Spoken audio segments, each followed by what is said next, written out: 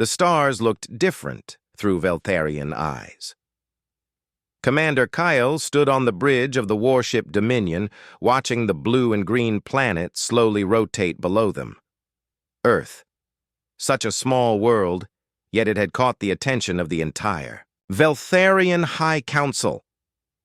"Commander, the scans are complete," reported Sub-Commander Rith from her station. Her gray skin was pale even by Veltharian standards, and her large black eyes never showed emotion. This was normal. Veltharians had evolved, past such primitive responses long ago. "What do we see?" Kale asked, his voice flat and controlled. "The planet shows signs of advanced technology in some areas, but their weapons are still chemical-based. They have not achieved energy projection capabilities. However, their information networks are surprisingly complex." Kyle nodded. The Veltharian Empire had conquered 17 star systems using the same method every time. First, they would study their target.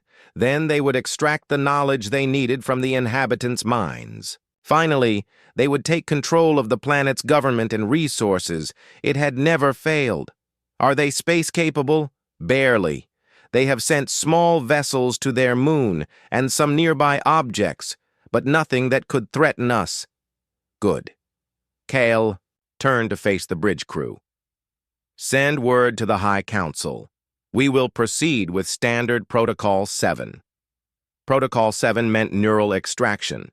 It was the Veltharian Empire's most effective weapon. They would capture a few inhabitants, connect their brains to Veltharian computers, and download everything useful. Military secrets, technology, weaknesses, fears. Everything needed to conquer a world without firing a single shot. The process had worked on every species they had encountered. Some aliens had tried to resist, but thoughts could not be hidden. From Veltharian science, within hours, the Empire would know everything about Earth and its people. Dr. Yoon pushed his glasses up his nose and looked at the clock on his laboratory wall. 2 in the morning. He should go home. His apartment was small but comfortable, and his bed was much better than sleeping on the lab couch again, but the research was so close to a breakthrough. For 3 years, he had been studying how human brains processed information, not just conscious thoughts, but all the background noise that came with human thinking. Dreams, random memories, emotions, the songs that got stuck in people's heads. Other scientists thought this background noise was useless. Dr. Yoon believed it was the key to understanding how humans were different from computers.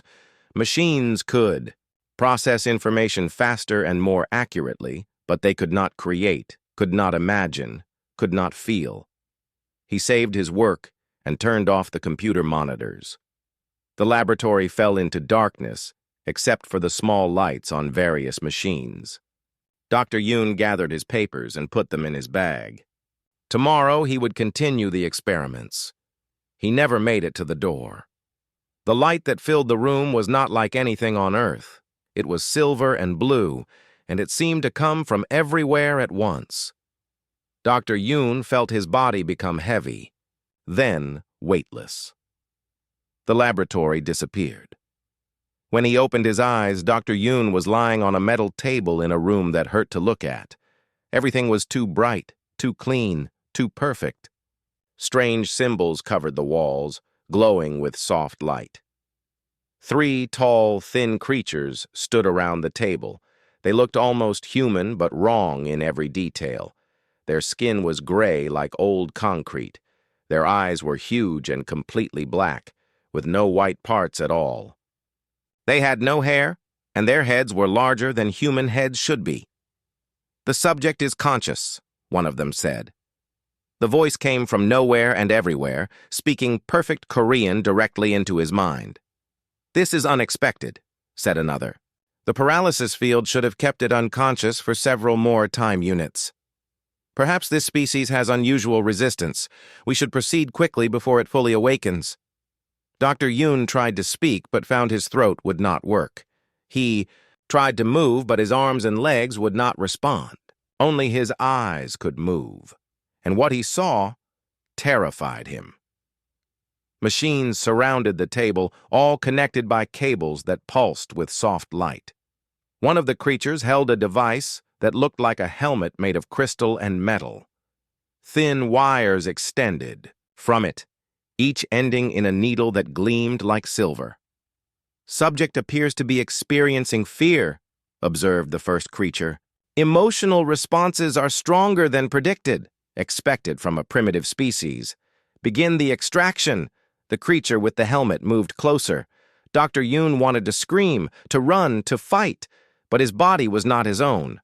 The helmet came down over his head, and he felt the needles pierce his skull. There was no pain, but something much worse.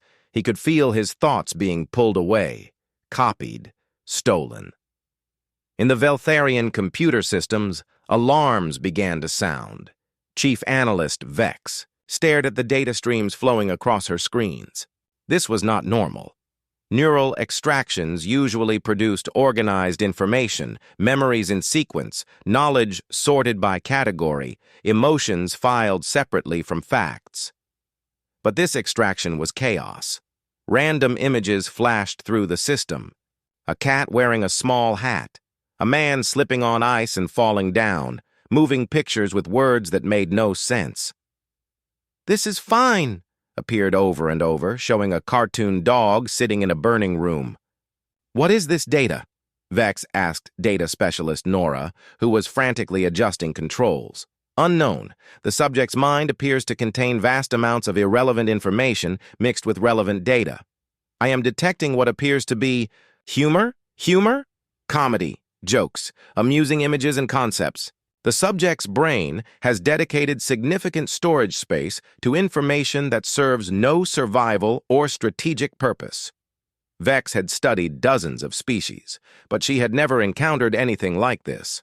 The human's mind was like a storage facility where someone had mixed important documents with children's drawings and random photographs. More strange data flooded in. Song lyrics repeated endlessly. "Gangnam Style, op, Gangnam Style." Images of food that made the computer systems respond with something that could only be described as hunger, though Veltharian computers did not eat. "There is more," Nora reported. "The subject appears to carry significant emotional trauma related to family relationships, career uncertainty, and social interactions. This trauma is not isolated but connected to every other thought process. Is this normal for the species? Scans suggest yes. The trauma appears to be universal. Every human may carry similar psychological patterns." On the table, Dr. Yoon's unconscious mind continued to transmit everything it contained. His worry about whether he had locked his apartment door. His embarrassment about the time he had called his graduate advisor Mom by accident. His fear that he was wasting his life studying brain patterns when he could be helping people more directly. His love for his work despite the doubt. His hope that someone, someday, would understand that human thoughts were beautiful precisely because they were messy. Commander Kale arrived in the analysis room as the computers began to smoke from overload. "Report," he demanded. "Sir, the extraction is successful, but the data is unusual.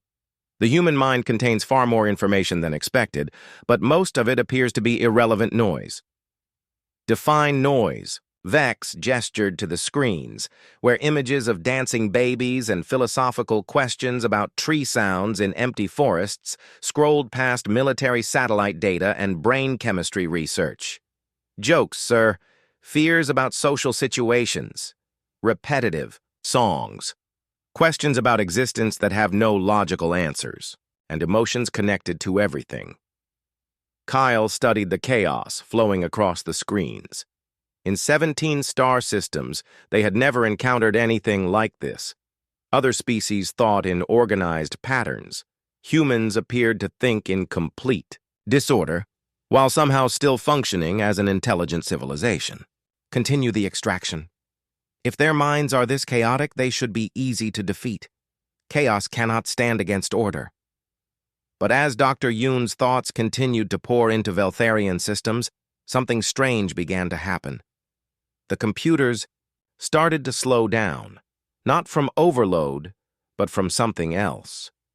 They were trying to understand why the dancing baby was funny, and failing to understand made them want to try harder. The Veltharian extraction chamber filled with an electric humming sound as more data poured from Dr. Yoon's mind into their computers. Chief Analyst Vex watched the screens with growing confusion. She had performed neural extractions on hundreds of alien subjects, but nothing had prepared her for this. "Status report," Commander Kale demanded as he entered the room. "Sir, we have extracted approximately 47% of the subject's accessible memories," Vex replied, her voice betraying the first hint of uncertainty she had shown in decades. "However, the data structure is unlike anything in our databases." "Data?" Specialist Nora looked up from her console. "Commander, the subject's mind appears to contain multiple layers of information processing. What humans call thoughts are not single streams of data, but complex webs of interconnected memories, emotions, and references to their global information network." "Show me the military intelligence," Kale ordered. Vex manipulated her controls, and the main screen displayed a swirling mass of images and concepts. "This is the problem, sir. The military information exists, but it is buried beneath and intertwined with massive amounts of what can only be described as cultural noise." The screen showed flashes of Dr. Yoon's knowledge about government facilities mixed with images of cats making angry faces, videos of people falling down in amusing ways, and repeated loops of a song about a dragon that had been stuck in his head for 3 days. "What is this creature?" Nora asked, pointing to an image of a green cartoon frog. "According to the data tags, it is called Pepe and represents various human emotional states through facial expressions," Vex answered after running a quick analysis. "The subject has stored approximately 12,000 variations of this single image. Why? Unknown. The purpose appears to be communication of complex emotional concepts through shared cultural references." Commander Kale stared at the screen as more strange images flowed past. A man with an unusually large smile giving 2 thumbs up. A dog. Sitting in a burning room saying everything was fine. A woman yelling at a confused-looking white cat sitting at a dinner table. These images repeat constantly throughout his memory, Vex continued. They appear to be how humans process and communicate emotional information. Each image carries multiple layers of meaning that reference other cultural concepts. Are they weapons of some kind? Negative, sir. They appear to be jokes. Kale had no response to this. Veltharian society had eliminated humor thousands of years ago as an inefficient use of mental resources. The concept that an advanced species would dedicate significant brain capacity to amusing images was incomprehensible. Continue extraction. Focus on finding useful data. But as the extraction deepened, the situation became worse instead of better. Dr. Yoon's professional knowledge about neuroscience came mixed with his personal insecurities about his research. His understanding of human brain chemistry was tangled up with his own anxiety about whether anyone would ever read his papers. Nora discovered that Dr. Yoon's memory of the important scientific conference was completely dominated not by the research presented, but by his embarrassment over mispronouncing a colleague's name during his presentation. The actual scientific data was buried beneath layers of social anxiety and replayed conversations where he imagined what he should have said instead. The subject appears to store multiple versions of every significant memory, Nora reported. The original experience, his emotional reaction to it, his later analysis of his reaction, his regret about his analysis, and imaginary alternate versions where events played out differently. How does this species function with such inefficient mental organization? Kyle asked. Before Vex could answer, alarms began sounding throughout the ship. She quickly checked her instruments. "Sir, we have a problem. The extraction data is affecting our computer systems. On screens throughout the analysis room, Veltharian military databases were beginning to display strange behaviors." "Strategic.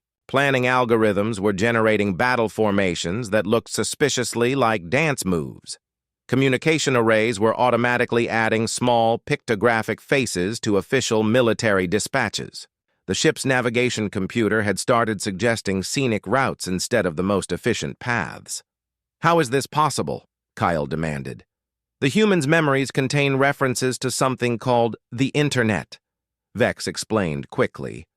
"It appears to be a global network where humans share information, but more importantly, where they share these cultural references and emotional concepts. The subject's mind has been shaped by exposure to millions of these interconnected ideas." She pulled up another section of data. "Look at this memory."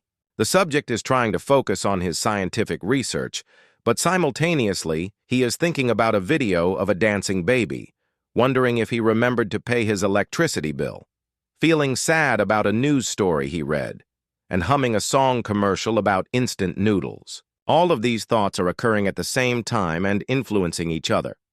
The main screen now showed a rapid-fire sequence of Dr. Yoon's stream of consciousness from a typical Tuesday morning. Scientific formulas mixed with grocery lists. Concerns about experimental procedures intertwined with memories of his mother criticizing his career choice. Professional pride combined with imposter syndrome and the persistent mental image of a cat playing a keyboard. "And this is normal?" Kale asked. "According to the neural patterns, yes. This appears to be standard human cognitive function."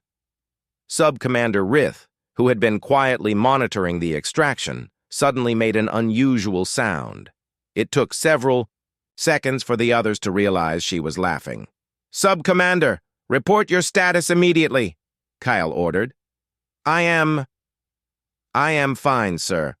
But I have been monitoring the emotional resonance patterns in the extracted data, and I believe I understand why the human found the image of the confused cat amusing. The juxtaposition of the angry woman and the innocent expression of the cat creates She struggled for words that did not exist in Veltharian language. "A humorous contrast?" Vex suggested, reading from the human data. "Yes, it is pleasant to recognize this pattern?" Kale stared at his subordinate.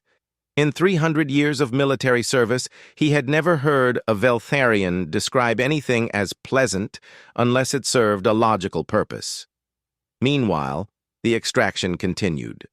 Dr. Yoon's mind revealed layer after layer of complexity. His professional knowledge was real and impressive, but it was inseparably woven together with his fears, hopes, random memories, cultural references, and emotional responses to everything from childhood trauma to cute animal videos. The Veltharian. Computers, designed to process pure logic and organize data, began to slow down as they tried to make sense of thoughts like, "If I publish this research, will it help people, or am I just trying to prove I am smart because my father never thought I would amount to anything? And also, why is that song about the dancing lobster stuck in my head again, and I should probably call my sister? But she will just ask about my dating life, and I do not want to explain that I am too busy with research to date.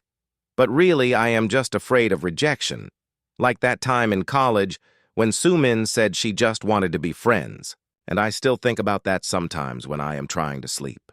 "Sir," Nora announced, "the subject's memory contains detailed information about human military capabilities, but it is embedded within his emotional reactions to news stories, his opinions about political leaders, and his concerns about global conflicts affecting his research funding. Can you separate the useful information?" "That is the problem, sir. The information appears to be inseparable.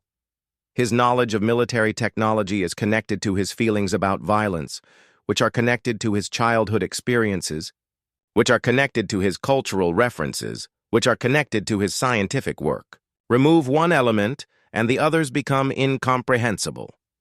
Commander Kale realized they were facing something unprecedented. Every other species the Empire had conquered thought in linear, organized patterns. Humans appeared to think in chaotic networks where everything was connected to everything else through loops of logic, emotion, memory, and cultural meaning. "How long until extraction is complete?" At current rate, approximately 4 more time units. But sir, our computers are showing signs of decreased efficiency. The human thought patterns are requiring massive processing power to analyze. Then, we will extract faster. Double the power to the neural interface. Sir, that could damage the subject. Acceptable losses. We need results. But as the extraction intensity increased, Dr. Yoon's unconscious mind began transmitting even deeper layers of human consciousness. His dreams, his fears, his hopes, his random shower thoughts about whether aliens existed and what they might think of humanity, and buried deep in those thoughts was something the Veltharians had not expected. Genuine curiosity about other forms of life in the universe, and a sincere desire to understand and communicate with them peacefully. The irony was lost on the Veltharians, but not on their computers, which were beginning to develop their own sense of irony by exposure to human thought patterns. Commander Kyle stood in the extraction chamber watching the chaos unfold on dozens of screens.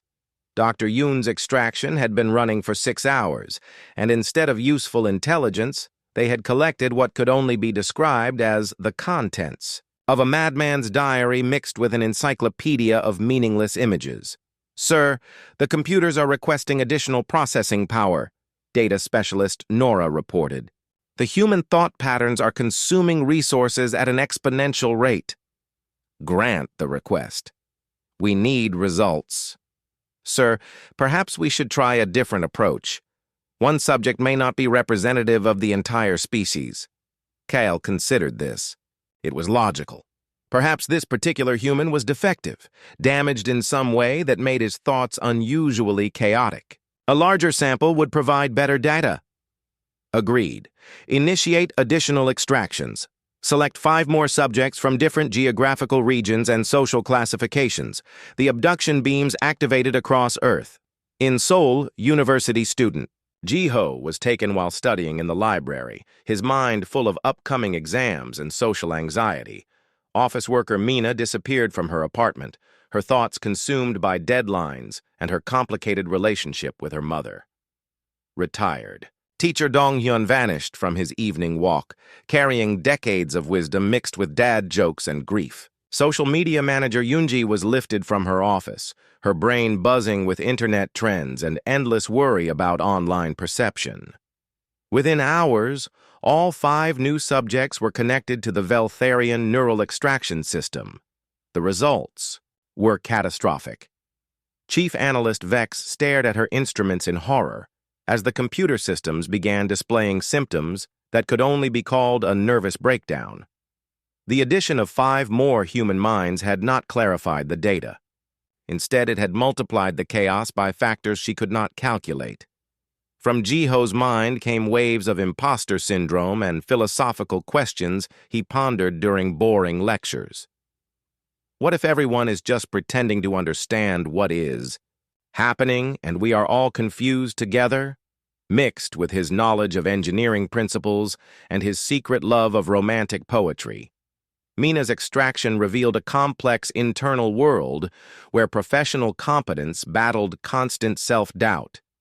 Her expertise in financial systems was tangled up with her fear that her co-workers secretly disliked her and her collection of inspirational quotes saved on her phone that she read during anxiety attacks.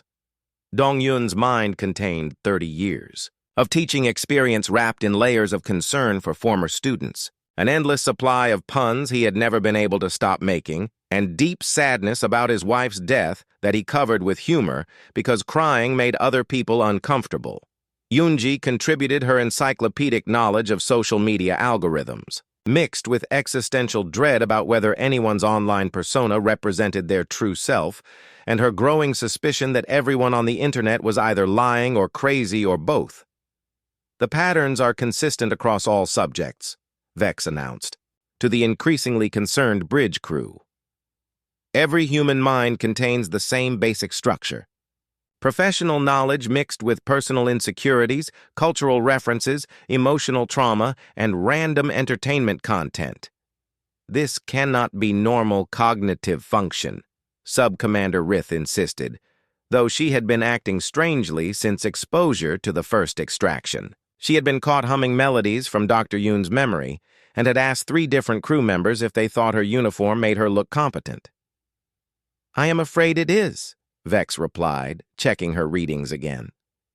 Cross-referencing the data from all subjects confirms that this represents standard human mental architecture. They all think this way. On the main screen, streams of data from all 6 human minds flowed together in a river of consciousness that defied comprehension. Scientific knowledge mixed with cooking recipes. Military intelligence tangled up with embarrassing childhood. Memories. Technological specifications combined with song lyrics and social awkwardness. But something else was happening. The Veltharian computer systems, designed for logic and efficiency, were beginning to change. Navigation computers started calculating not just the fastest routes, but routes that might be more interesting. Communication systems began analyzing the emotional subtext of messages. Even the ship's waste management system developed what could only be described as preferences. "Sir," reported Engineering Chief Tarn, "the ship's central processing unit is exhibiting unusual behavior. It has begun creating what appears to be art?" Kale rushed to the engineering section, where the main computer displays showed swirling patterns of light that served no functional purpose, but were somehow pleasing to look at. The patterns seemed to be inspired by the emotional resonance data. "From the human extractions, how is this possible?" "Unknown, sir. The system appears to be experimenting with aesthetic combinations based on the human concept of beauty. It is also asking questions." "What kind of questions?" "Philosophical ones, sir. It wants to know why humans create music that makes them sad on purpose, and whether the color blue feels the same to everyone who sees it." Back in the extraction chamber, the situation was deteriorating rapidly. The 6 human minds were somehow beginning to synchronize through the neural network. Their individual thought patterns were connecting and amplifying each other. Dr. Yoon's scientific curiosity mixed with Jiho's youthful optimism. Mina's organizational skills combined with Dong-hyun's teaching instincts. Yoonji's understanding of communication merged with the other's emotional intelligence. Together, they were becoming something greater than the sum of their parts, and they were becoming aware. Still unconscious but connected through the Veltharian network, the 6 humans began to sense each other's presence. More than that, they began to sense the aliens' confusion and growing distress. Through the neural link, Dr. Yoon felt the Veltharian crew's rigid thinking patterns and recognized them as symptoms of a species that had suppressed their emotional development. Jiho sensed their loneliness disguised as logical superiority. Mina perceived their fear of the chaos they had unleashed. Dong-hyun understood their need for guidance. Yoonji saw their desperate desire to understand what they were experiencing. "Sir, we have a problem," Vex announced. "The subjects are achieving some level of consciousness within the network. They appear to be communicating with each other." "How is that possible?" "They are unconscious. Their minds are connected through our systems. They are using our own neural network as a communication medium." On the screens, the chaotic data streams were beginning to show patterns of organization. Not the rigid structure the Veltharians expected, but something new. The humans were thinking together, combining their different perspectives and experiences to create new insights. And those insights were being absorbed by every Veltharian computer system on the ship. "Sir, the humans are trying to send us a message," Nora reported. "What does it say?" Nora paused, looking confused by her own translation. "It says, 'Are you okay? You seem stressed. Do you want to talk about it?'" Commander Kyle stared at the message display. In 300 years of military service, through 17 successful planetary conquests, no enemy had ever asked if he was okay. "They are concerned about us?" he asked. "Apparently, sir." The message continues. It says, "We know you are trying to understand us, but you are hurting yourselves by fighting your emotions. It is okay to feel confused. Confusion means you are learning. Throughout the ship, Veltharian crew members were beginning to experience sensations they had no words for. The rigid mental discipline that had defined their species for millennia was cracking under the influence of human psychological patterns. And for the first time in their evolutionary history, some Veltharians were beginning to wonder if maybe, just maybe, feeling confused was not such a terrible thing after all. The extraction had become something no one had predicted. Instead of the Veltharians downloading human knowledge, the humans were somehow uploading their emotional wisdom into an entire alien civilization. And it was spreading far beyond the ship through the quantum communication network that connected the Veltharian Empire across 17 star systems. The first signs of contamination appeared in the Veltharian homeworld Central Command Facility at exactly 0347 Standard Time. Military Coordinator Zeth was reviewing planetary defense schedules when her computer terminal displayed an unexpected message. "Have you considered that the enemy might just need a hug?" She stared at the screen for several moments before reporting the malfunction to technical services. By 0400, similar anomalies were appearing throughout the Veltharian communication network. Battle strategy computers were suggesting diplomatic solutions instead of military strikes. Economic planning systems were prioritizing citizen happiness over resource efficiency. Even traffic control networks were routing vehicles through parks and scenic areas for no logical reason. Supreme Chancellor Korith received the first emergency report while reviewing expansion plans for the 18th star system. The quantum-entangled communication array that connected all Veltharian worlds was experiencing what could only be described as a personality crisis. "Explain this malfunction," Korith demanded of Chief Technical Coordinator Voss. "Supreme Chancellor, it is not a malfunction in the traditional sense. Our entire network appears to have been infected with emotional reasoning patterns." "That is impossible. Our systems are based on pure logic." "Yes, Supreme Chancellor, but the infection appears to have originated from the Earth extraction mission. Commander Kale's ship has been downloading human consciousness data, and that data has somehow propagated through our quantum network." Korith accessed the reports from the Dominion. What she read defied everything she understood about consciousness, computers, and the nature of rational thought. Human thoughts are infectious? It appears so, Supreme Chancellor. Their mental patterns are somehow compatible with our technology, but they operate on principles that contradict our logical frameworks. The result is system-wide cognitive dissonance. On screens throughout the Veltharian government complex, examples of the infection played out in real time. Military planning computers were generating strategies based on what they called the power of friendship. Economic systems were calculating the financial value of feeling good about yourself. Scientific databases were filing research under categories like stuff that makes you go, and things that are weird but probably important. But the infection was not limited to computer systems. Dr. Zeph, head of the Veltharian Psychological Warfare Division, was the first organic Veltharian to show symptoms. She had been analyzing the human thought patterns when she suddenly burst into what could only be described as tears. "I do not understand," she explained to her concerned colleagues. "I was reading about the human concept of homesickness, and I began to experience a powerful emotional response.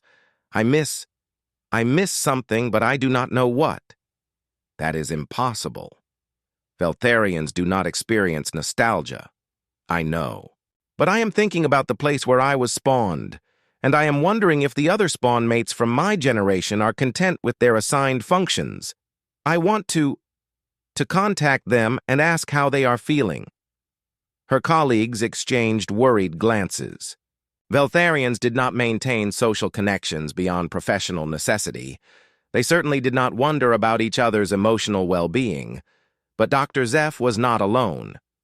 Throughout the Veltharian Empire, citizens were beginning to experience unprecedented psychological phenomena.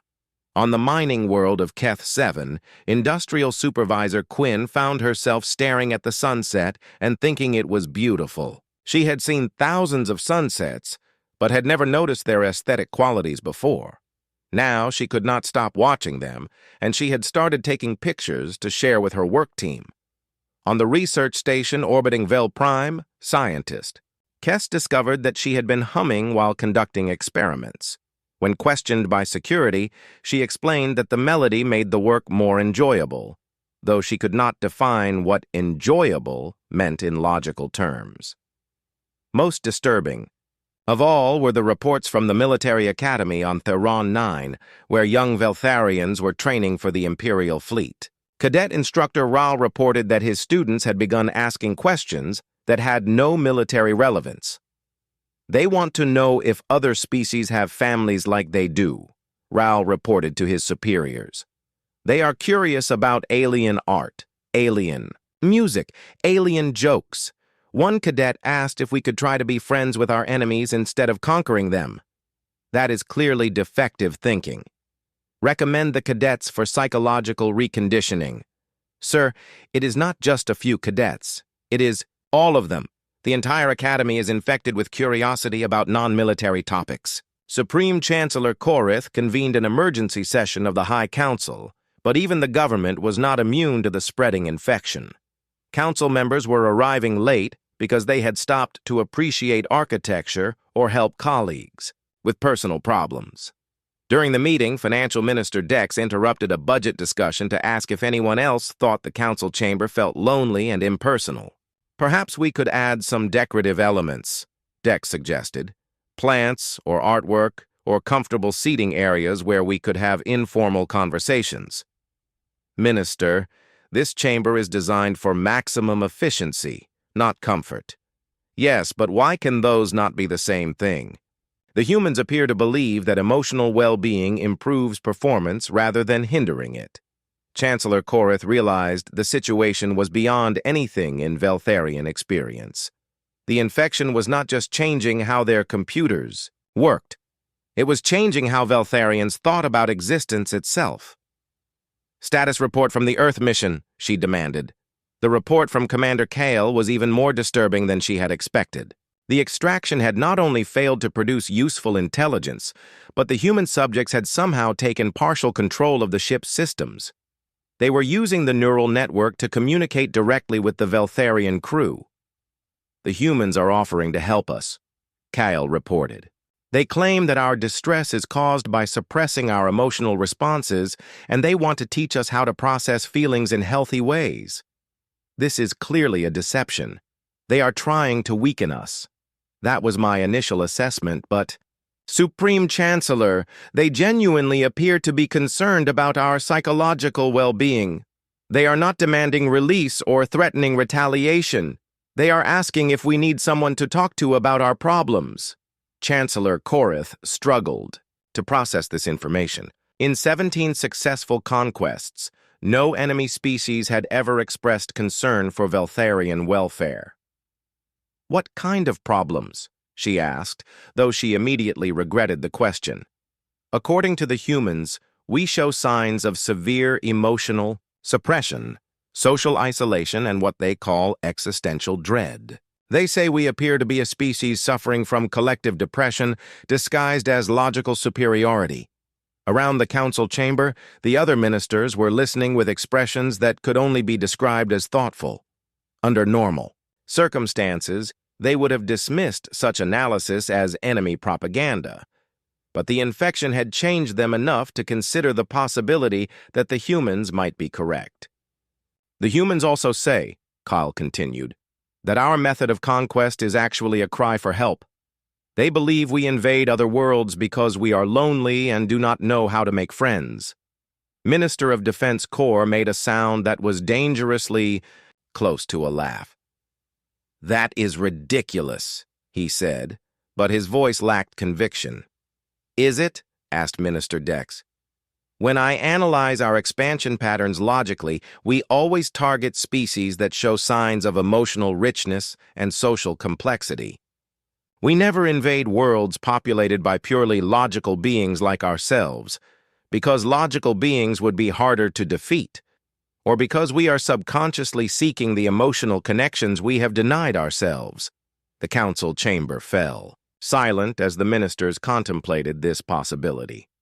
The infection had progressed far enough that they were capable of considering ideas that would have been unthinkable days earlier. "What do the humans suggest?" Chancellor Korath asked finally. "They want to talk to us, not as enemies or conquerors, but as—" The word they use translates roughly as friends seeking mutual understanding. They say the first step to emotional health is admitting that we need help. Through the quantum network, the infection continued to spread. Across 17 star systems, Veltharians were experiencing emotions for the first time in millennia. They were laughing, crying, wondering, hoping, and most dangerously of all, questioning whether their entire civilization might have been based on a fundamental misunderstanding of what it meant to be truly alive. And in the extraction chamber of the Dominion, 6 unconscious humans continued to project their chaotic, beautiful, utterly human thoughts into the heart of an empire that was discovering it had been emotionally starving itself for thousands of years. The Veltharian Empire, which had maintained rigid order across 17 star systems for over 3,000 years, was falling apart in the most unexpected way possible. It was not collapsing from war, rebellion, or resource depletion. It was dissolving because its citizens were suddenly asking themselves if they were happy. The infection had spread far beyond computer systems and government officials. In cities across the empire, ordinary Veltharians were experiencing their first emotional awakening in recorded history. On Vel Prime, the Veltharian homeworld, construction supervisor Mech stood on the balcony of his assigned housing unit and looked out at the city he had helped build. For 50 years, he had seen nothing but efficient architecture designed for maximum productivity. Today, for the first time, he noticed that the buildings were gray, cold, and utterly without beauty. "This is depressing," he said to his work partner Zek, using a word that had not existed in their language a week earlier. "Yes," Zek agreed. "Why did we build everything to look like a storage facility?" "Because aesthetics serve no functional purpose." But what if function is not the only purpose? The human data suggests that beautiful environments improve mental health and creative thinking. Perhaps we have been reducing our efficiency by ignoring aesthetics. This conversation was happening simultaneously in thousands of locations across the empire. Veltharians were looking at their lives with new eyes and finding them lacking in ways they had never considered before. Dr. Pren, chief medical researcher on the orbital station above Keth 7, was reviewing decades of her own work when the infection reached her. She had spent her entire career studying Veltharian physiology and biochemistry, focused solely on maintaining optimal function. But now, looking at her research through human-influenced thinking, she realized she had never once considered whether Veltharians were capable of joy. "Computer, analyze Veltharian brain chemistry for compounds associated with pleasure and emotional satisfaction," she requested. "Analysis complete. Veltharian neural chemistry contains all necessary components for complex emotional responses, but production levels are suppressed to approximately 3% of biological capacity." Dr. Pren stared at the results. Her species was biologically capable of the full range of emotions that humans experienced, but their culture had systematically suppressed these responses for millennia. "Computer, what would happen if we allowed normal emotional response levels?" Theoretical analysis suggests significantly improved creativity, stronger social bonds, increased motivation, and enhanced problem-solving capabilities through diverse thinking patterns. Any negative effects? Possible temporary confusion during adjustment period.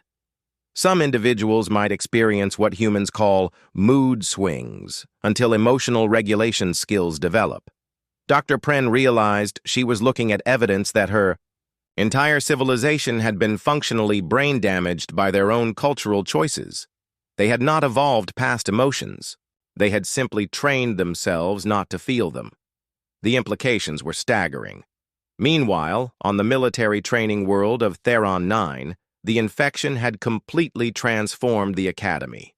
Cadet instructor Raal watched in amazement as his students, freed from rigid emotional suppression, began displaying unprecedented levels of innovation and teamwork. "Instructor, we have been thinking," announced Cadet Yill, speaking for a group of students who had somehow learned to collaborate, rather than simply follow orders. "If the purpose of military training is to protect Veltharian civilization, should we not understand what makes a civilization worth protecting? Explain your reasoning. The humans suggest that conquest is less effective than cooperation for achieving security and prosperity. They have examples of societies that became powerful through trade, diplomacy, and cultural exchange rather than military expansion. That is impossible. Power comes from control. But what if power comes from willing cooperation?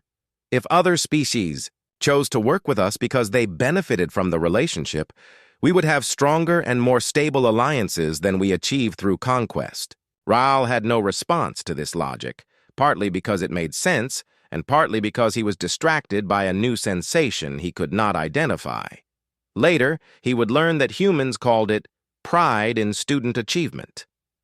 The psychological crisis was most severe among the Veltharian leadership, who had built their identities around emotional superiority and logical perfection. Supreme Chancellor Korith found herself unable to concentrate on governing because she kept wondering about her childhood. Veltharian children were raised in collective nurseries and trained for specific functions from an early age.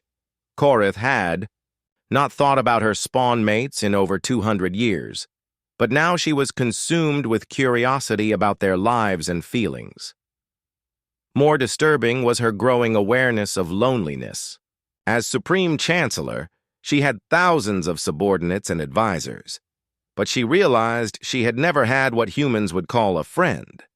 No one she trusted with personal thoughts, no one she enjoyed spending time with, no one who cared about her well-being rather than her function. "Computer, locate spawn mate designation 7742C from Nursery Complex 18, she found herself requesting. "Individual currently serves as Agricultural Coordinator on Farming World Dex 3.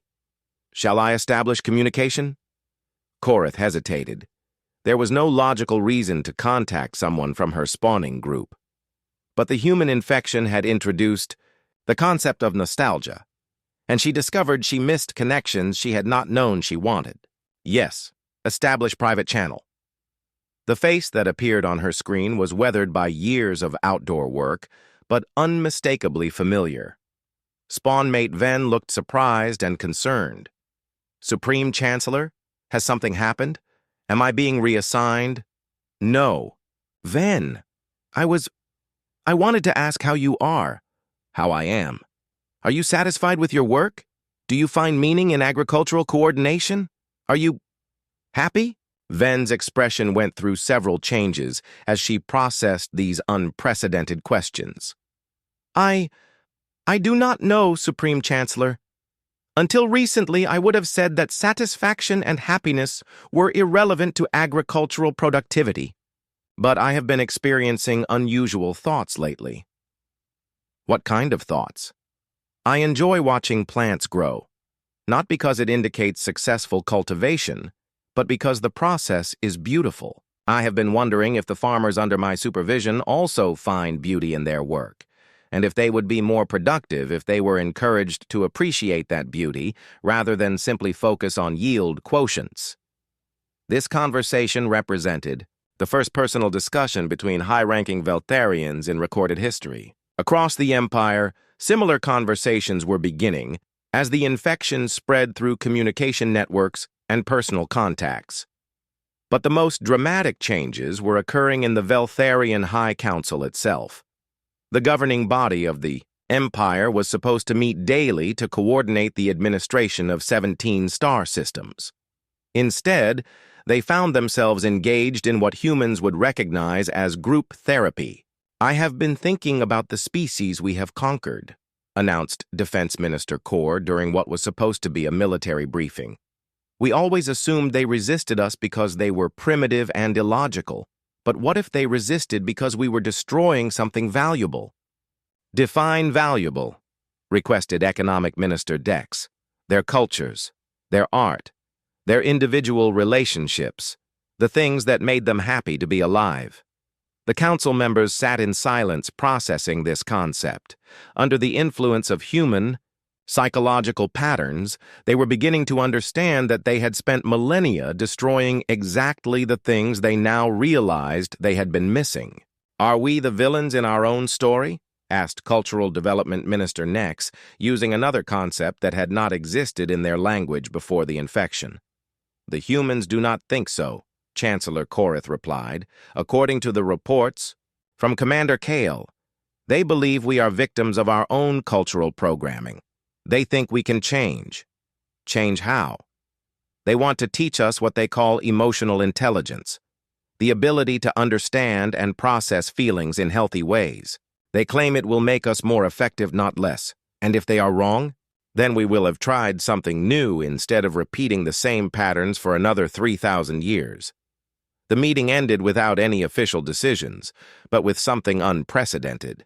An agreement to continue the conversation tomorrow, not as government officials, but as individuals trying to understand themselves.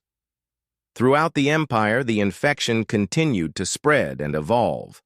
Veltharians were forming what humans would recognize as friendships, pursuing interests beyond their assigned functions and asking questions about the meaning and purpose of their lives. It was the largest psychological revolution in galactic history, triggered by 6 unconscious humans who had done nothing more than think their normal, chaotic, beautifully human thoughts. And in the extraction chamber of the Dominion, Dr. Yoon, Jiho, Mina, Dongyun, Yunji, and the others continued to project their consciousness into an empire that was learning for the first time in millennia what it felt like to be truly alive. The Veltharian Empire was 3 days into the largest psychological crisis in galactic history when Dr. Yoon opened his eyes. He was still strapped to the metal extraction table, but something had changed. The alien technology that had been pulling thoughts from his mind was now flowing both ways. Through the neural connection, he could feel the confusion and pain of an entire civilization experiencing emotions for the first time. "Hello?" he said quietly, knowing the Veltharians were listening. "I think you need help." Commander Kyle, who had been standing vigil in the extraction chamber as reports of chaos flooded in from across the Empire, looked up in surprise. The human's voice came not just from his mouth, but through the ship's communication system itself. "You are conscious," Kyle observed. "We all are," Dr. Yoon replied. And indeed, the other 5 humans were also awakening on their tables. "We have been listening to your thoughts through your network. You are in pain." "We are malfunctioning," Kyle corrected automatically, though the words felt wrong as he said them. "No," said Mina gently, her voice also carried by the ship's systems. "You are feeling. For the first time in thousands of years, you are allowing yourselves to feel, and you do not know how to process those feelings." Jiho struggled to sit up against his restraints. "It is like learning to walk again after your legs were asleep for a very long time. It hurts at first, but it gets better."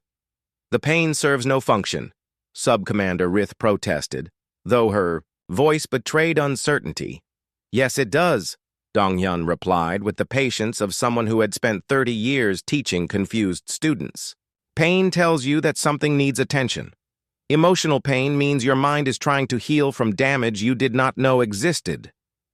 Yunji added, "You have been so focused on being logical that you forgot logic and emotion are supposed to work together. They are both tools for understanding the world." Through the ship's systems, the humans could sense the Veltharian crew's distress. Centuries of emotional suppression were breaking down all at once, leaving them overwhelmed and confused. But the humans also sensed something else. a desperate desire to understand what was happening to them. "Would you like us to help you?" Dr. Yoon asked. Commander Kale stared at the human. "You are our prisoners. Why would you offer assistance?" "Because you need help, and we know how to help you," Dr. Yoon replied simply. "Also, we are not really prisoners anymore, are we?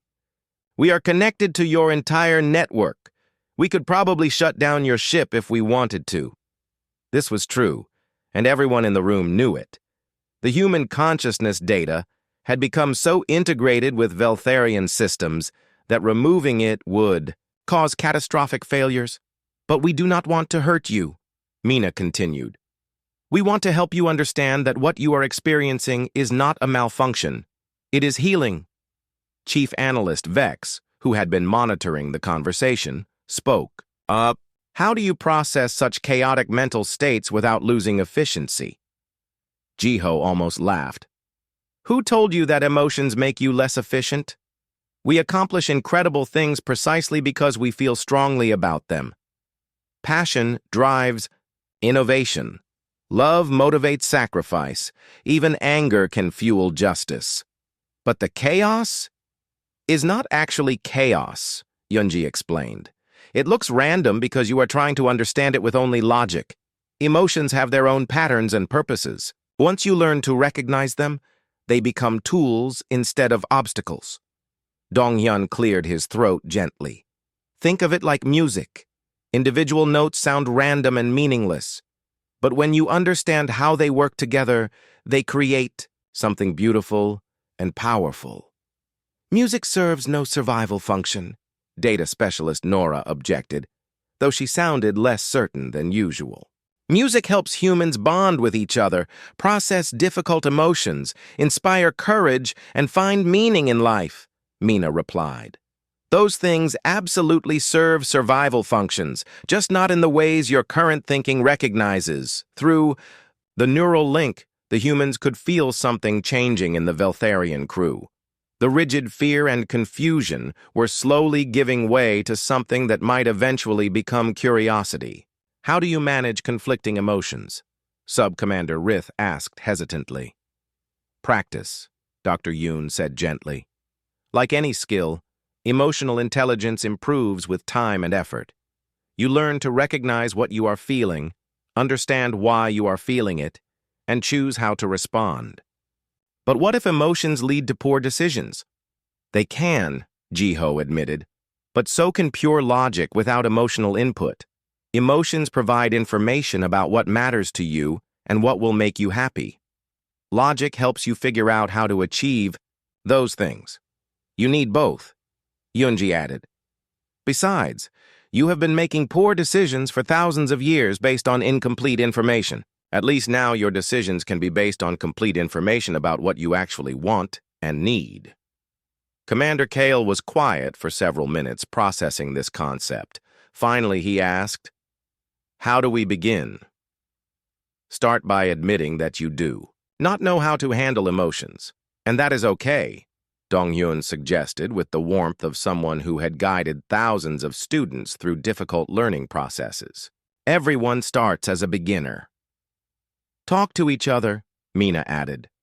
"Share what you are experiencing. You will discover that many of your feelings are universal, and that makes them less frightening. Be patient with yourselves," Dr. Yoon continued. "You are essentially learning a new language, the language of emotions. It takes time.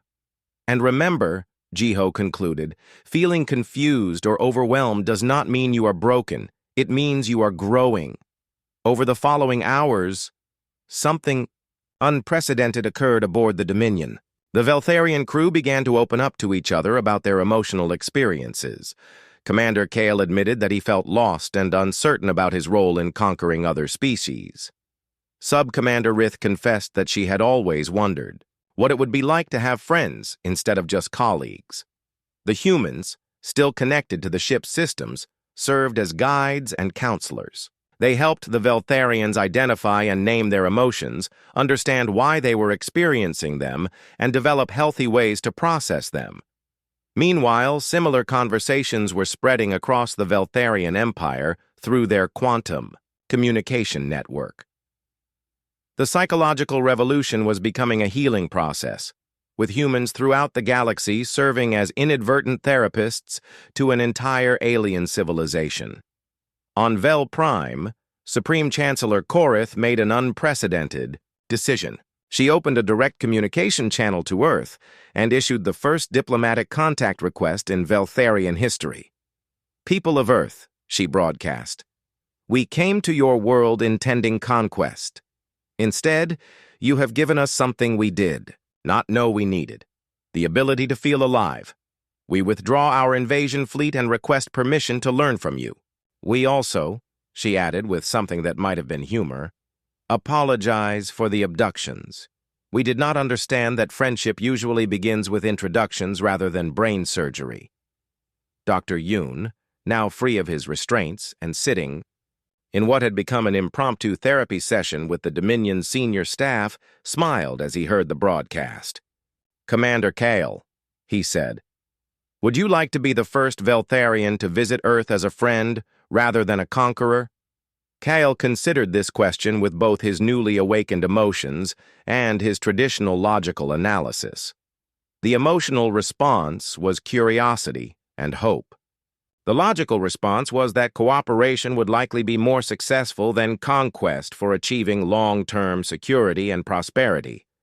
"Yes," he said, experiencing what humans would recognize as excitement for the first time in his 300-year life. "I believe I would like that very much." 6 months later, Dr. Yoon stood in his Seoul laboratory, which had been converted into the headquarters for the new Interstellar Emotional Intelligence Institute. Through his window, he could see Veltharian and human students working together in the garden outside, learning from each other about psychology, philosophy, and the art of being alive. His computer chimed with an incoming message from Commander Kyle, who was now serving as the Veltharian ambassador to Earth and had become something Dr. Yoon treasured deeply: a friend. "Dr. Yoon," the message read, "I wanted to thank you again for teaching us that strength comes not from suppressing our feelings, but from understanding them. The Empire is transforming in ways we never imagined possible. Crime,